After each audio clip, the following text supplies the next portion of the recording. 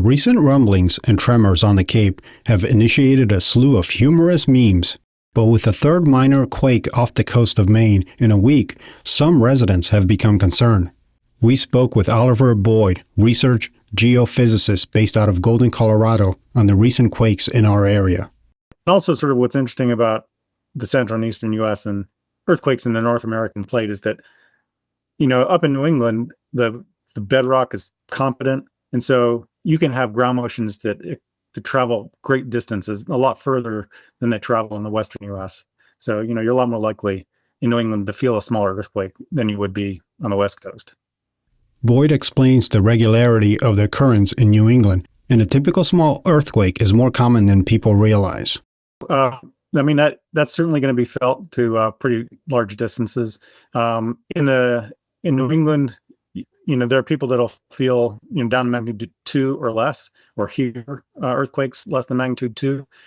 And so, like in the last 30 years, you average maybe 10 to 15 magnitude 2 and graders per year in New England, and probably 1 to 2 magnitude 3 and greater earthquakes in New England. So people will feel them regularly.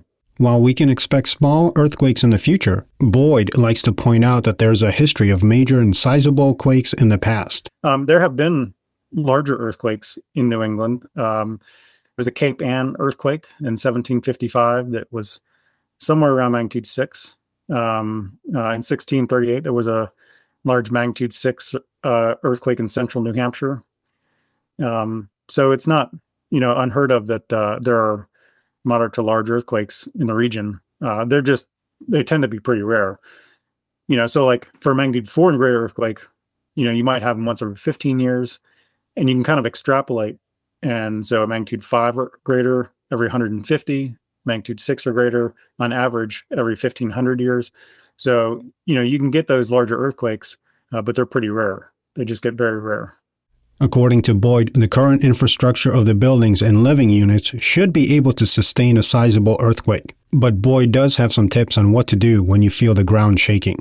All the United States uses modern building codes, and so they're all built for the stresses of nature. Generally, anything kind of older than, I don't know, late 1900s or 1970. I can't remember exactly when the seismic provisions entered into the building codes, but generally, most structures in the U.S. are fairly well built, and so what we typically tell people is to get under a sturdy object, like a turntable or some sturdy object, and hold on to that object until the shaking stops. And then once the shaking stops, then you can assess the situation and go outside and just, you want to make sure that if you go outside, you got to be far away from any facade that might fall over during shaking. So you don't want to go out while shaking.